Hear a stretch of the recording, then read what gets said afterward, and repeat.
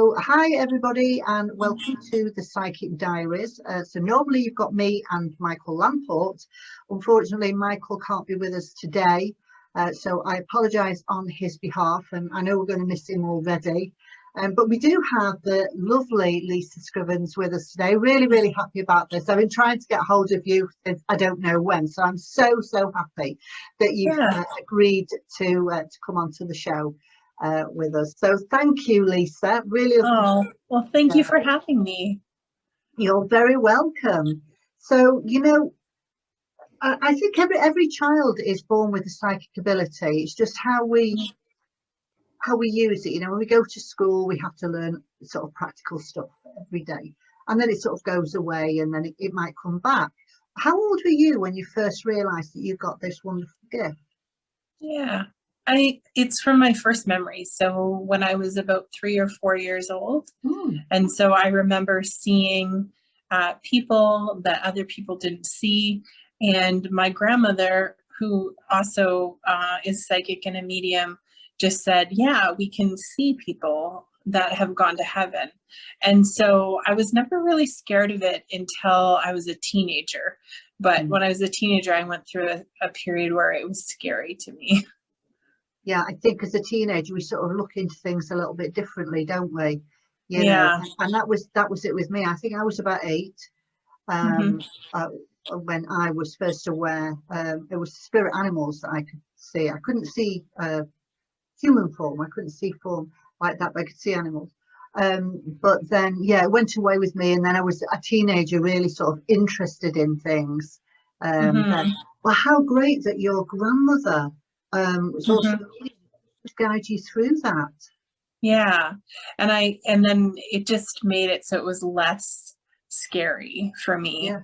And it was a very gentle experience. I mean, she was never she never did mediumship as work, but it's just something that kind of ran in our family. And it was just a very beautiful experience to be able to connect with my great grandparents who had passed away, and we just kind of talk about it at the dinner table, just like any other family would. Oh, we saw Grandpa last night standing by your bed. What did he have to say? Yeah.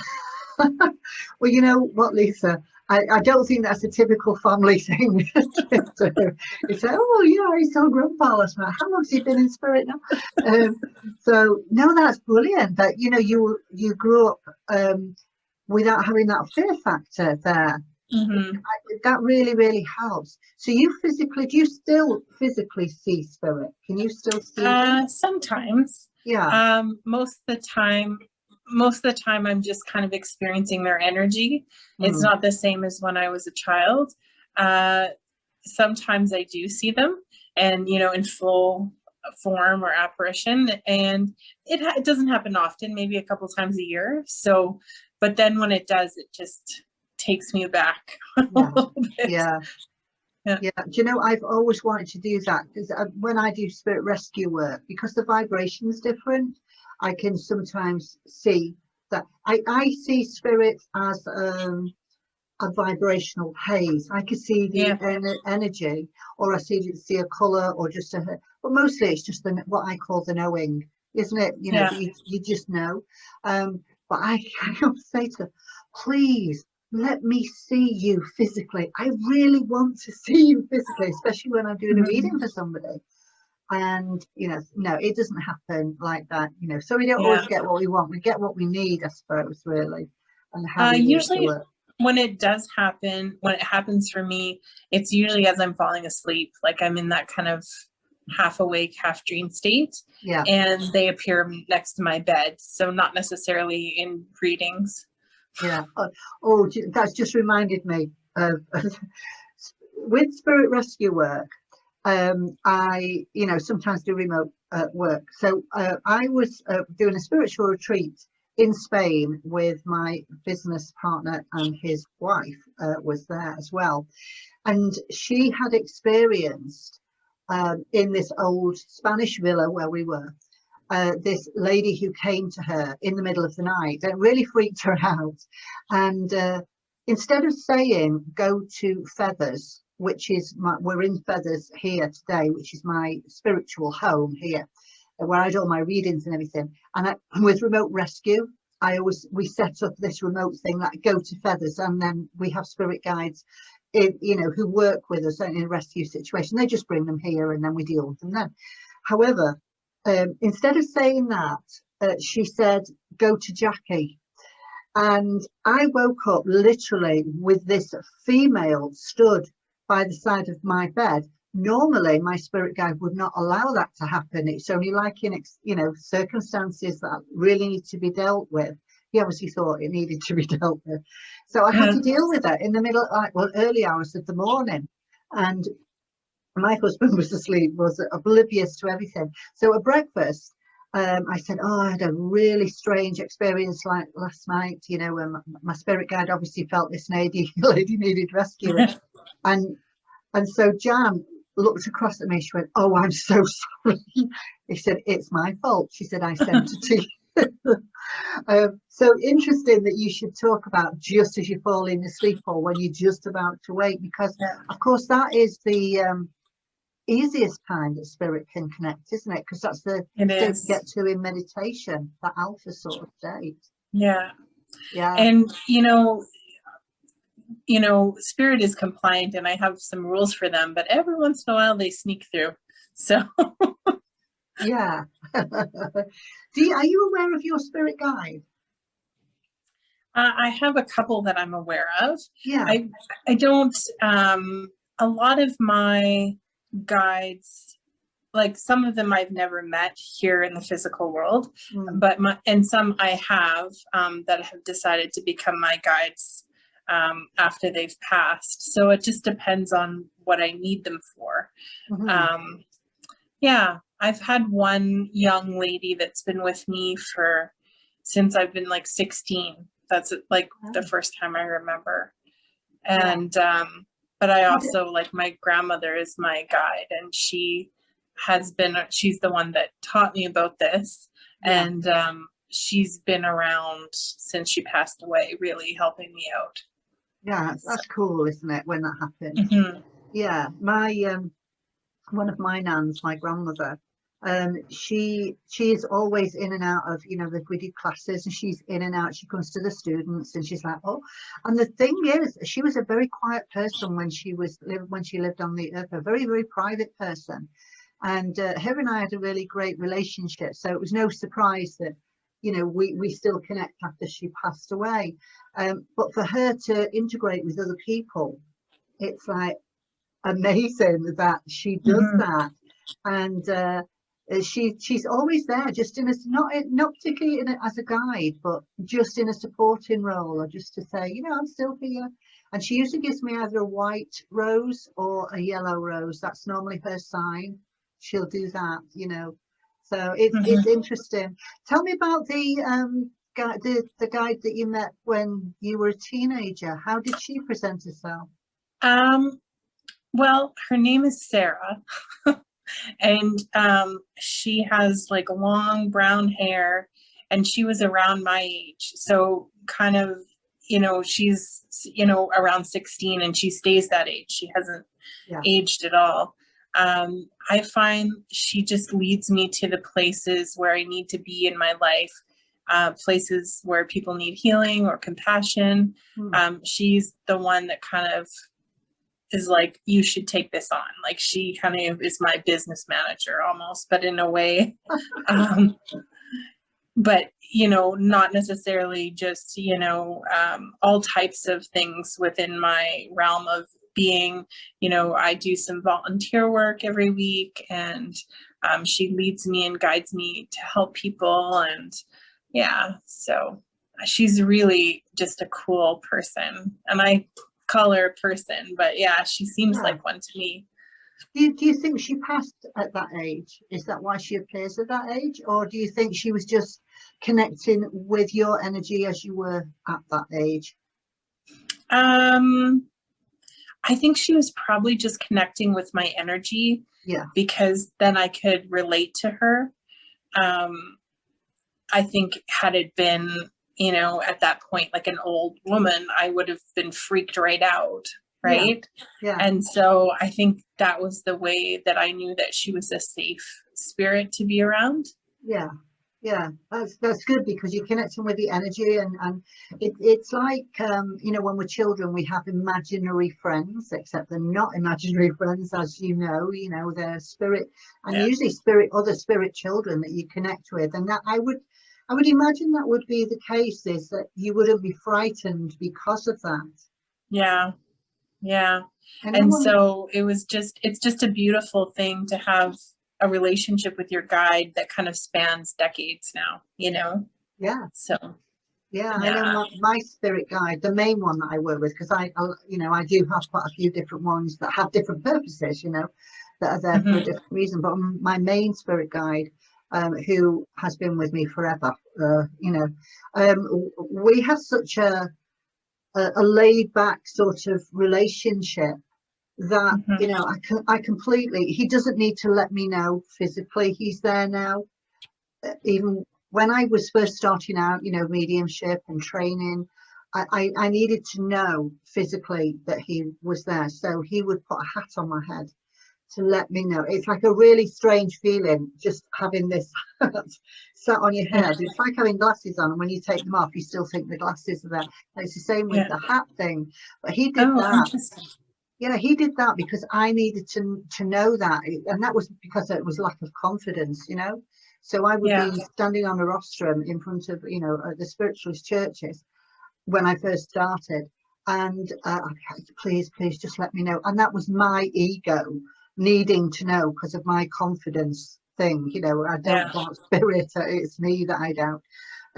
So he used to do that just to give me a bit of extra confidence, until I just didn't need that anymore. And it's like all of a sudden I realized he wasn't doing it. So so it's interesting how they work with us. He must have been going, oh, for goodness sake, really, do I have to do that? Well, it sounds like a good sign. When you're doing your appearances on stage, are you how do you prepare yourself for that? Do you have like a little quiet time and before you go on stage? I do. It's about a half an hour meditation where I open up all my chakras. And then the other thing that I do is I just sit in a period of gratefulness, and sitting in that space of just being grateful for everything that I have, my family, my friends, my life, my breath, because that's something to be grateful for.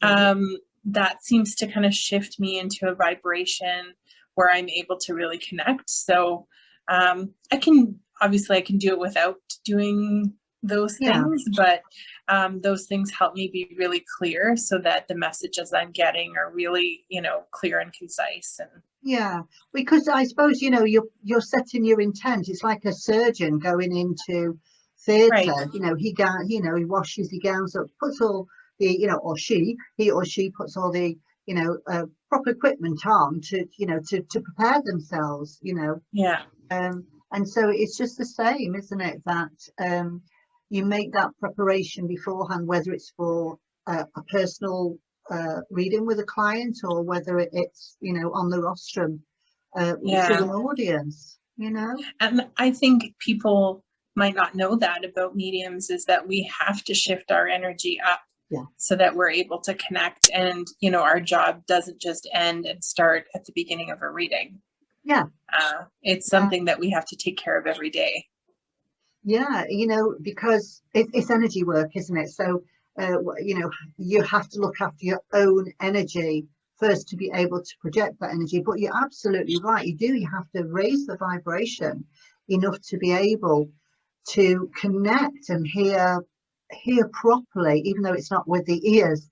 It's hearing, seeing, feeling, that knowing what they're trying to communicate to you. And I know with me that they communicate a lot with pictures or sounds. Sometimes it's a sense of smell. How do you work with them? I think all of my senses are like heightened in that way.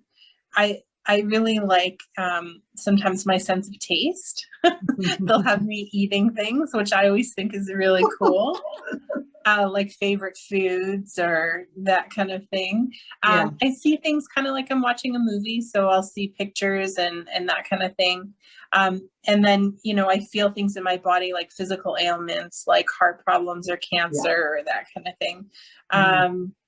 And then sometimes I'll just hear like words and noises and sounds depending, you know, it just depends on the reading. I find every spirit has like a strength that they really can use my abilities through. Yeah. So. Yeah. And, you know, it's fascinating, I think, the work that we are privileged to do. I always thank them for allowing me to work with them in this way. Because you meet, just as in everyday life, you meet some interesting people. You meet some real characters, don't you? And some that I just fall in love with. You know, I have this little thing sometimes I do in readings, and I'll say, oh my gosh, your father, he's my spirit of the week. He wins my spirit of the week award. Because you know, it's like, you know, you walk into a party and you gravitate towards someone and you have this wonderful conversation and you think, oh, I would like to spend more time with that person. And sometimes that happens with spirit too. It does. And it is absolutely wonderful. And of course, because your vibrations are raised, you're really able to experience everything about that person's vibration as well. Yeah. I love it. Absolutely love it. You're a mom as well. So are your children psychic? So my youngest one is, I believe she has a gift. She's definitely more sensitive, but she's more on the scared side of things. She's 10, and since she was little, she would see, you know, figures appear by her bed, and it freaks her right out. It doesn't matter that I do it for a living, or she's still kind of scared. My older one is a little more like, I don't know, like she's I think she was put in my life to be kind of, you know, she's the skeptic almost, like just always questioning things and questioning the world and how things are possible. And so it's a really neat experience to have both. Yeah, absolutely. Because it keeps us on our toes, and it's always good to have an open mind about everything, really. Do they question you about things? Do they ask you questions about your work?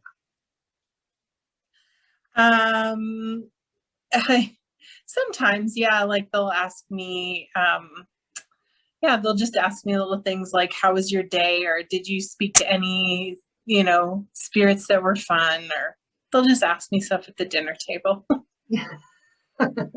Always different conversations at dinner table. Yeah. You know, one of the things that I find frustrating is when you meet people who seem to want you to prove something to them. And I understand that people want proof, but you know, where they'll sort of push a ring towards you and say, oh, hold this and see what you can get from this. Or, oh, if you really can talk to the dead, you know, who was my great grandfather? You know, it's like people need to feel the need to challenge. How do you deal with somebody like that? Well, I don't really feel like it's my job to prove to them what I'm doing is, you know, true or not. It just depends. Like what I feel is spirit gives me the information that they want their loved ones to hear, not what our loved ones want to hear from them. Yeah. Occasionally, you know, they'll come out with, you know, the spirit will say, fine, I'll give them the proof, and then that will happen, you know. But I just say, well, we'll just, you know, keep that in mind for the reading, because I find if I get my head into it, like I get my mind into it, then it just doesn't work, right? Yeah. But you know, sometimes they can get pretty close when, you know, I try not to jump through too many hoops for people, but at the same time, it's really neat when spirit does prove itself. So, Yeah, absolutely. Yeah, of course I always say to people, when after they've had a reading, they say, "Oh, that was really, really good," or whatever, or they're really happy with the reading. And I said, "Well, it is actually not me. I am. It comes from them. I'm just the instrument, the voice that voices what they're trying to say to you. So, credit has to go to them. Obviously, we have to credit ourselves in that we have put ourselves in that position to be able to pass that on. But the information, that's where it comes from. It doesn't come from us, it comes from them. And this is another thing that really sort of frustrates me, is that you do get people who say, "I got this, I was given this, I told you that." Well, actually, no, it came from somewhere else. So I think having to draw a line as to, what is ego and what is not. We have to draw that line somewhere along there. And I'll say things like, "Spirit did a great job today." Yeah, because of course that's where it comes from. Without them, there'd be, they're the ones that are doing a great job, and they have to figure out how to communicate with us in order for us to give the information. And it's hard. Sometimes it's hard for them too. They're showing me things and having me smell things and taste things, and I have no idea what they're trying to say. Yeah, they must get so frustrated with us at times. It's because, of course, when we go over to spirit, we've got to learn how to communicate. It's like going to a foreign country and not knowing the language, isn't it? You've got to learn how to do it. It's all mind.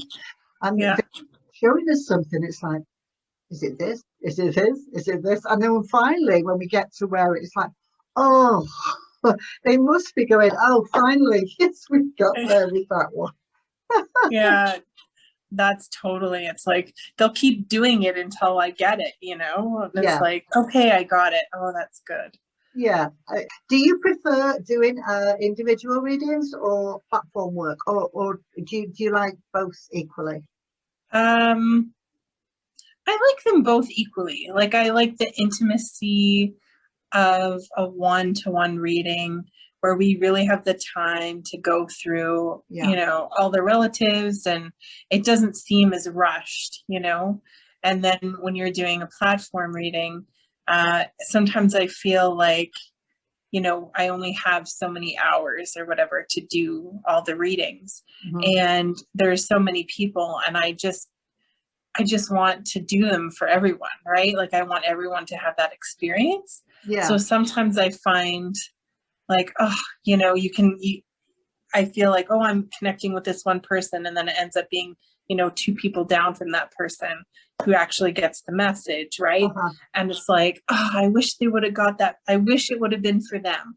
Like, you can kind of, I feel let down for them. Like, I really want everyone to get a message. But having sat in an audience and a medium giving messages, I know that sometimes a medium would pass a message on, and it might be for the person that's sitting a few seats away from you, or just sitting in front or behind or whatever. But sometimes you can take from that message yourself, even though it's directed to someone else. Do you find that can happen? Yeah, and I do a thing on Monday evenings called Message Monday. And it's an interesting way that I'm doing messages. It's not, I guess, traditionally how I would read. And I tell the people, so what I do is I just read whoever comes and stands behind me and starts telling me, and then I'm reading for an audience of 400 people, like, online. I don't bring one up at a time, but I do tell them, if all this information is making sense for you, then take that to your heart. And sometimes there's 2 or 3 people that has to be grandpa. And I just say, if you really feel like this is for you, please take that into your heart and accept that message from spirit. So I call it a double whammy when they do that, because they can, And there could be, because we don't know, we could have similar personalities in spirit who are just give this, and it's similar, you know. So we could have like three grandfathers that are standing there that are giving information. They're very, very similar energies. They want to pass on the same message, so they'll reach far more people in doing it in that way. I was going to ask you about your Monday night sessions, because I've seen a couple of them, and they're so lovely, and as you say, it's completely different how you're working as to doing platform work, but the messages are definitely getting across there, and people are like, oh yes, this makes so much sense to me. It's a lovely thing to do, Lisa. Yeah, it's about 2 years ago. I've been doing it over 2 years now.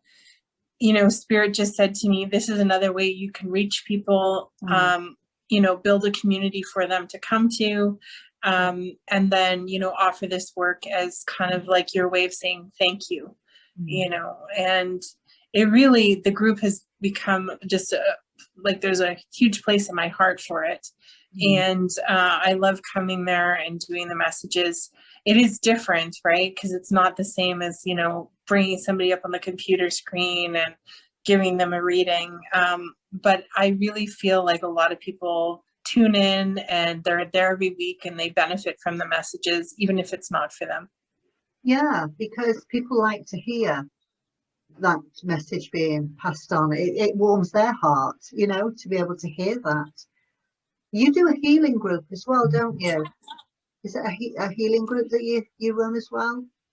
Yeah, so the group so sometimes I'll do Message Mondays within that group. And that group is just for anyone that is healing from grief and loss. There's different things posted. People share their, you know, how they're doing, their emotions. I find, you know, I had a loss, had many losses, but I find like there isn't a lot of places to go with those losses. So I wanted to create like a virtual group for people to just post things about their loved ones or gain support from the community.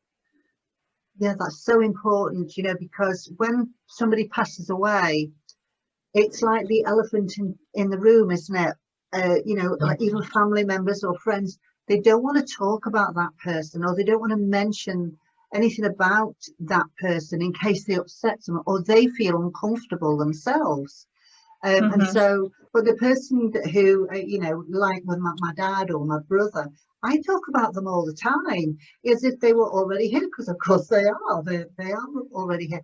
And, you know, it's nice for other people to want to talk about them. I don't want people to not mention them.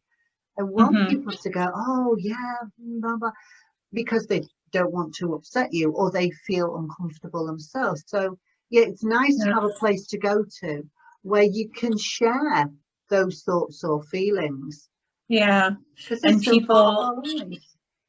people are united in their grief, right? They're all there for the same reason. Yeah. So what do you find the most upsetting, you know, in terms of grief? We have lots of levels of grief, obviously, for different things. So when someone is presenting grief to you because of the loss of a loved one, what hits you hardest? Probably people that have lost children. Yeah. You know, people that have lost their children. I just, you know, because I'm a mom, I understand, you know, I don't understand what it'd be like to lose a child, but I can't even imagine the level of grief and loss that would bring. And it's just heartbreaking. It really is.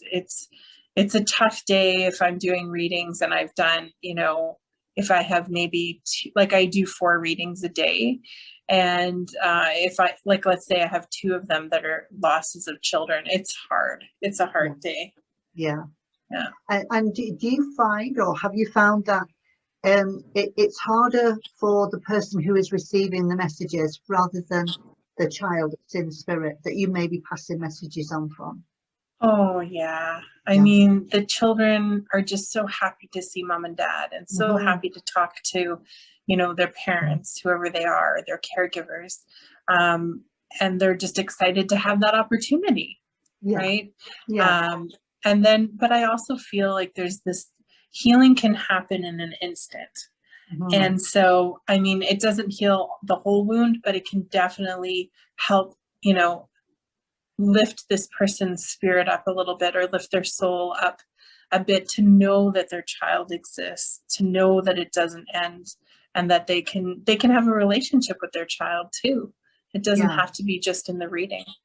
Yeah, you're absolutely right. I know one of the things that you say is life after life, you know, which is something that resonates with me. Life after life. I love that saying. And it's not life after death. It's just that's a doorway that we happen to label as death.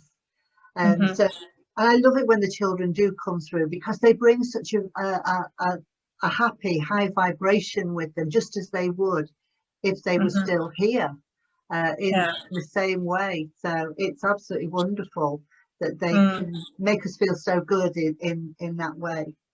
They do. So how has lockdown affected you with, you know, because I know you normally tour, don't you? How's that affected you? So I normally do tour usually 3 kind of blocks during the year. So I am doing it virtually right now. And so I did a virtual tour in September, October. In May, I didn't, like when lockdown first happened.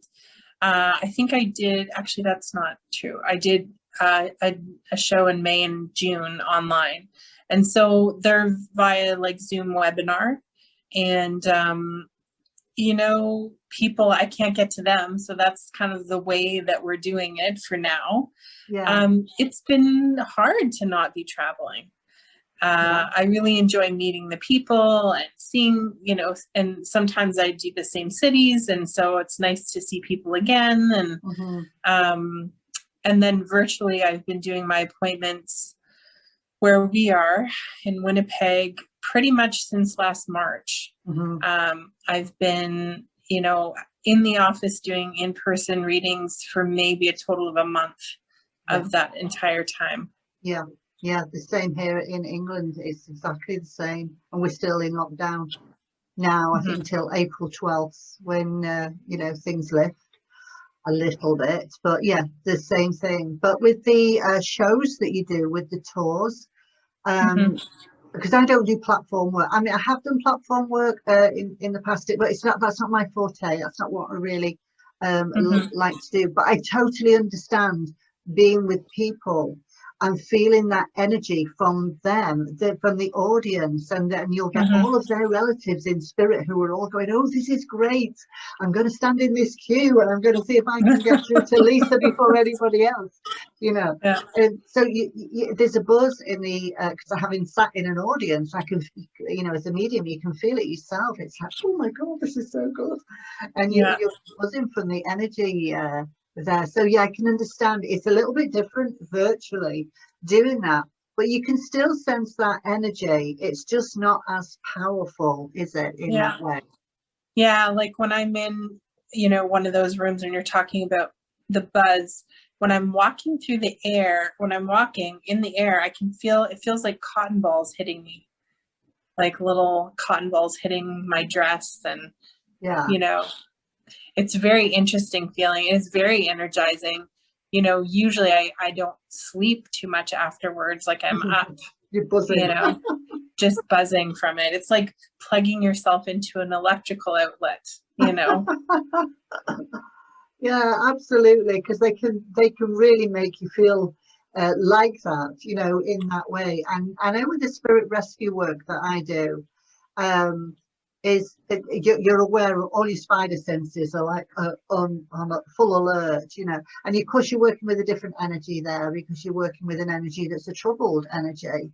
So I classed myself, the spirit rescue work that I do, or part of that, as like a counselling. It's a spirit counselling. I class myself as a spirit counsellor to counsel, whatever, you know, whoever's in spirit is like, you know, what do you need? What's happening? Why are you like this? Why are you in this position? Why have you not gone over to this wonderful place? Why are you hanging around here? So I class that as spirit counseling. And I noticed on your website, you've also, that's one of the terms you use, is spirit counselor. Yeah. Yeah. So I do it I just have a different interpretation of that. But the counseling that I'm doing, the spiritual counseling I'm doing, so I used to be a social worker. So that's my background before I became, you know, a professional medium. And I do a lot of the spiritual counseling with people who have terminal illnesses. So that's kind of where that comes into. It's a very, again, my heart is into it, and what, you know, I've been driven to do is really, we sit down with, the people, we sit down with somebody who, for whatever reason is terminally ill, and I do a counseling session with their loved ones from the other side and their guides and themselves, and we kind of negotiate, I would say, a peaceful passing for them. How lovely. What a lovely thing to do. Yeah. That must bring so much hope to those who are that this is not the end, that we can meet our loved ones there, you know, even someone who maybe has been not really believed in all of this before, and now they're faced with end of life. They're wondering, you know, maybe even a little bit scared, where do I go, what's going to happen to me? So I think that's a really beautiful thing to do, Lisa. Well, and the thing is nobody wants to talk to them about it. Like their relatives and their friends and their family are scared about what's going to happen to them, and they don't want to upset them. So very often it's a lonely feeling knowing that you are going to pass on, and nobody wants to really speak it or talk about it. Yeah. And so I create a safe space for them on a weekly basis to come and talk about how that feels. And we usually do some energetic work and some, you know, messages from spirit. So it's a really interesting time, and our hearts are both in it. I usually end up doing, you know, being with them through their time when they go into palliative care. Yeah. And, you know, the only thing is that it does really impact my heart when they pass away, you know, even though they're, you know, in spirit, it's just hard to know when I start working with someone, I'm going to have to say goodbye to them. Yeah.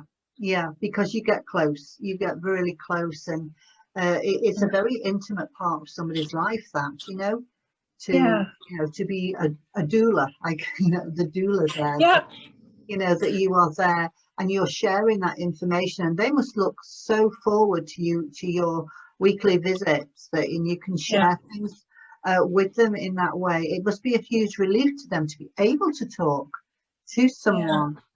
So yeah, I can totally understand that you would get attached to those people, and even though as mediums we know that, you know, we can still talk to you when you've gone over, that we can still have these conversations in a different way. You can tell me, you know, what's it like now you've got there.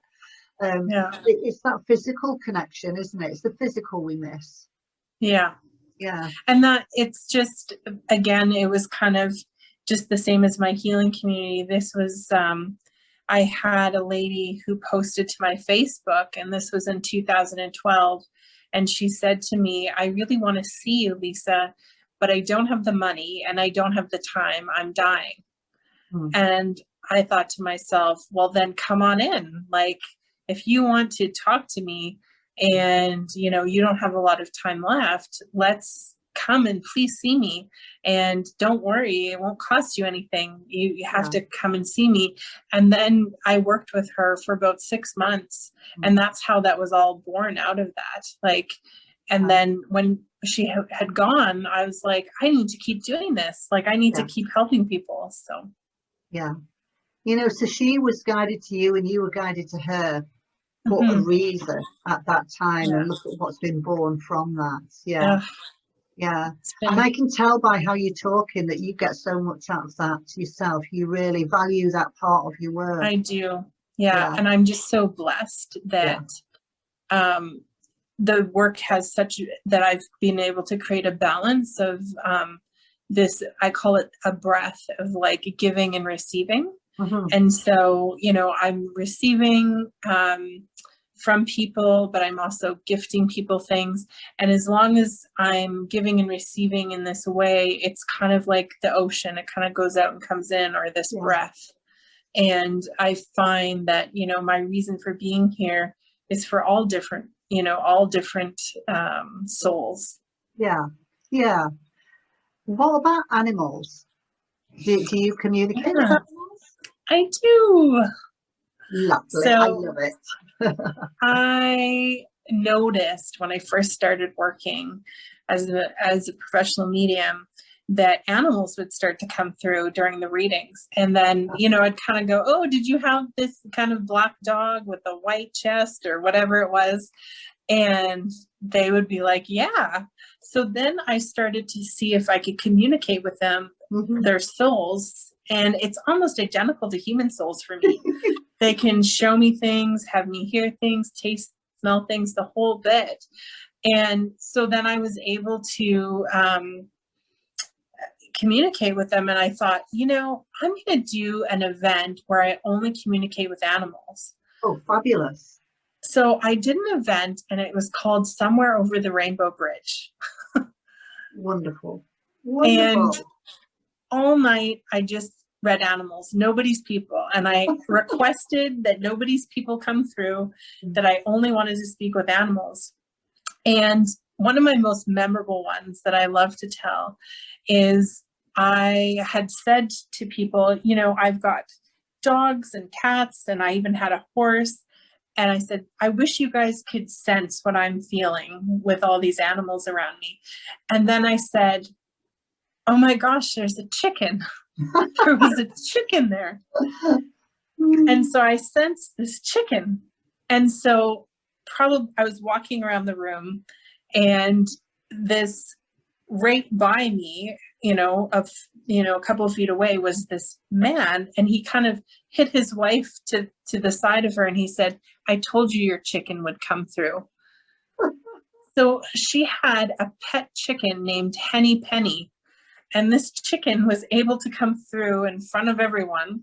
Wow. And give consciousness and voice to this chicken. Was aware of its owner's life and everything. Like, it was really interesting. And that lady actually sent a picture of Henny Penny the chicken. So, so I can tell you I've read a chicken, and I've read a monkey, and I've read 2 canaries.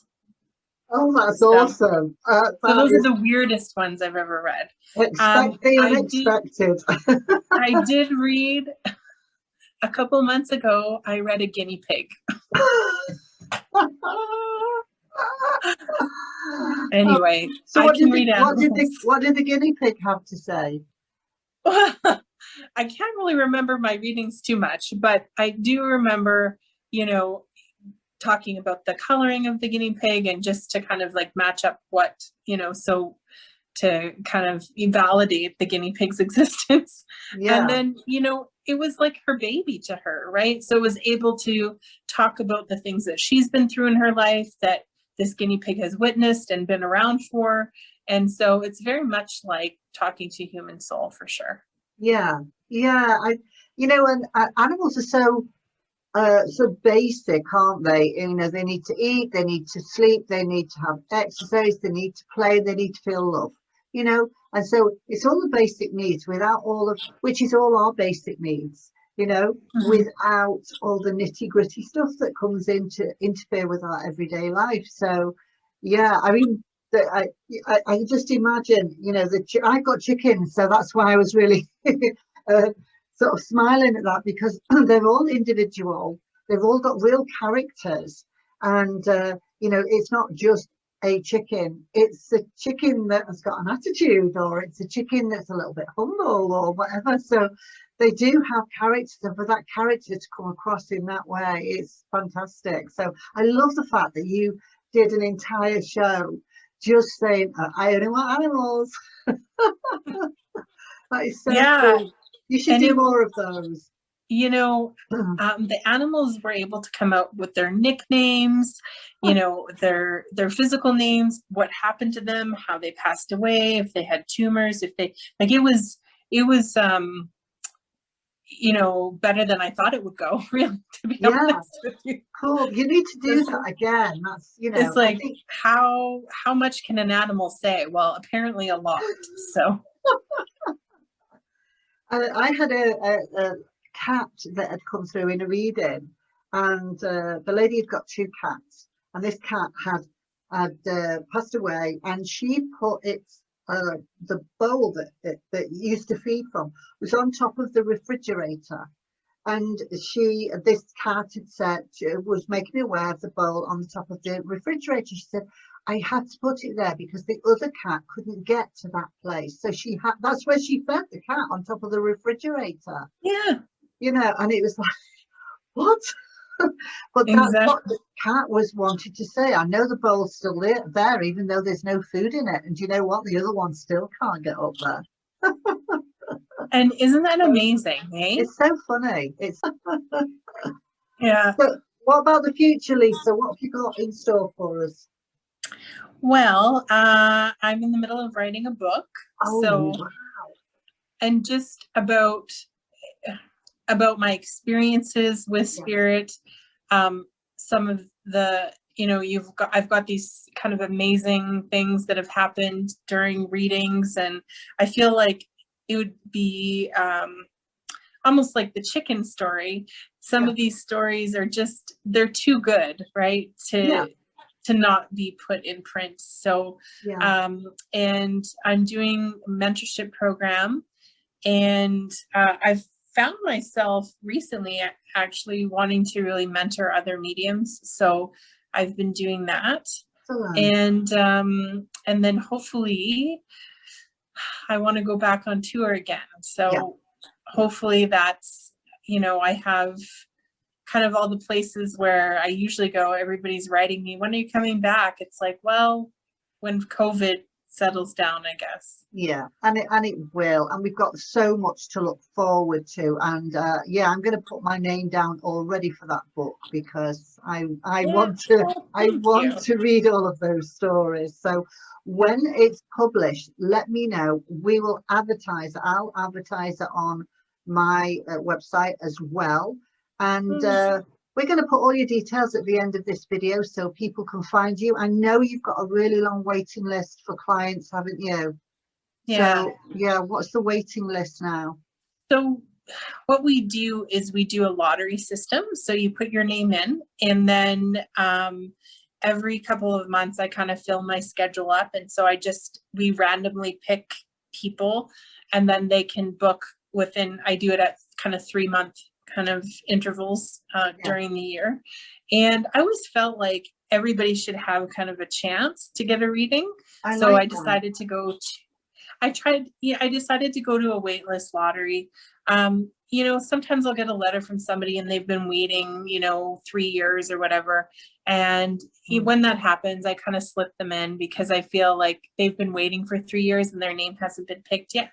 Yeah. So, but anytime, there's usually, you know, 7,000 people or more on the wait list. So, yeah. And do you find that, you know, that when their name is pulled forward in this lottery, that, you know, they may have only been waiting, say, 2 months, or they may have been waiting 2 years, it's the right time for them to have that reading. The right time. Yeah. And you know, when they get you know, an email like, congratulations, your name's been picked. And they often will say to me, it's exactly when they needed it to happen. You know, if they would have got it 2 years ago, it's when their mom was still alive, but now they got the reading and their mom had passed. And so now they have more of a reason to want to come. Yeah, So absolutely. yeah. Perfect. Lisa, I love your energy. You're such an amazing individual. You really, Me really are. too.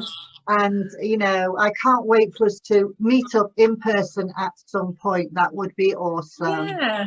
Do you come to Canada, or have you been here? I've not been for a couple of years to Canada, but yeah, hoping next year that, you know, we can get out there. And I usually go to sort of like Toronto, and I've been to Nova Scotia, and it's all around that sort of area. But we're looking to maybe do Edmonton, you know, Calgary, or all around there as well.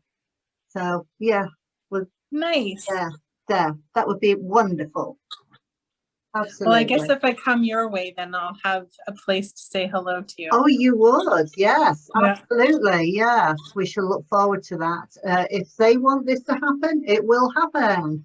All Well, right. listen, thank you very much for today. I really, really enjoyed talking to you. I say Yeah. you're a really lovely, lovely lady, and Oh, thank I you. hope we get to meet again. We will. All right then. Bye Okay. from me, and it's bye from Okay. Michael, even though he's not here. He's going to want to watch this, I know. Oh, Okay. okay. Bye, Lisa. Bye. Take care. Bye.